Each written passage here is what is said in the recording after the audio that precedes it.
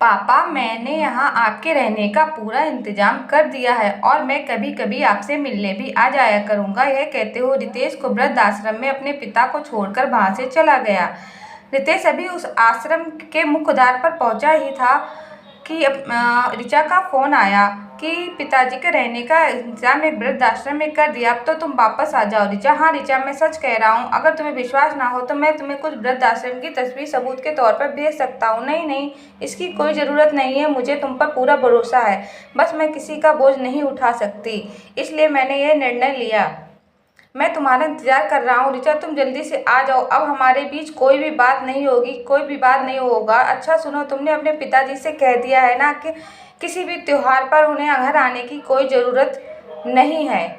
नहीं, यह बात तो मैंने उनसे नहीं कही, मैं जानती यही होगा। ऋचा बोली, मैं कुछ समझ नहीं तुम क्या कहना चाहती हो। यही जब तुम्हारे पिताजी का मन करेगा मैं अपनी मर्जी से त्योहारों खुशियों खराब करने आ जाएंगे। अपनी पिता को पत्नी को मनाने की कोशिश करता रितेश रिया से पूछ, बेटा तुम अभी वापस आ जाओ, नहीं तुम अपने पिताजी से कहकर आओ कि त्योहारों में भी अपने घर आने की ज़रूरत नहीं है। अगर ऐसी कोई ज़रूरत होगी तो उन्हें बता दिया जाएगा। रिया ने अपना फैसला सुना दिया और हर हाल में अपनी पत्नी को मनाने के लिए रितेश अपनी पत्नी का फरमान अपने पिताजी को सुनाने और फिर से उस वृद्धाश्रम के लिए चल पड़ा। भीतर प्रवेश करते ही रितेश ने दूर से ही देखा कि उस वृद्धाश्रम का संचालक उसके पिताजी से हंस हंस कर बातें कर रहा था।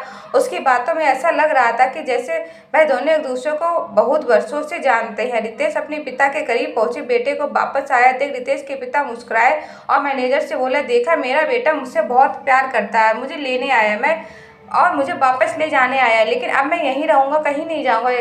यह बात सुनकर वृद्ध आश्रम के मैनेजर रितेश की ओर देखते मुस्कुराया और बोला, आप निश्चित होकर जाइए, आपके पिताजी को यहाँ कोई तकलीफ नहीं होगी, उनका भरपूर ख्याल रखा जाएगा। अब रितेश मैनेजर से पूछ बैठे, आप मेरे पिताजी को कब से जानते? रितेश की बात सुनकर मैनेजर साहब रितेश की गौर से देखा कि मैं आपके पिताजी को 30 वर्षों से जानता हूँ।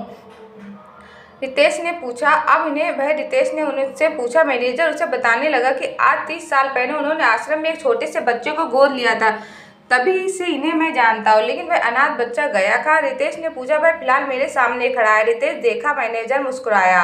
मैनेजर साहब की यह बात सुनकर रितेश आत्मग्लानि से भर गया। रितेश को महसूस हो रहा था कि जैसे वह अपने कर्मों का बोझ तले जमीन में गड़ा जा रहा हो। उसने पीछे मुड़कर देखा, उसके पिता हाथ हिला रहे हैं, खुशी खुशी उसे विदा कर रहे हैं, मुस्कुरा रहे थे। खुशी खुशी एक अनाथ को सीने से लगा अपनेपन का पालने वाले पिता के चेहरे पर एकमात्र भी दुख नहीं दिखाई दे रहा था।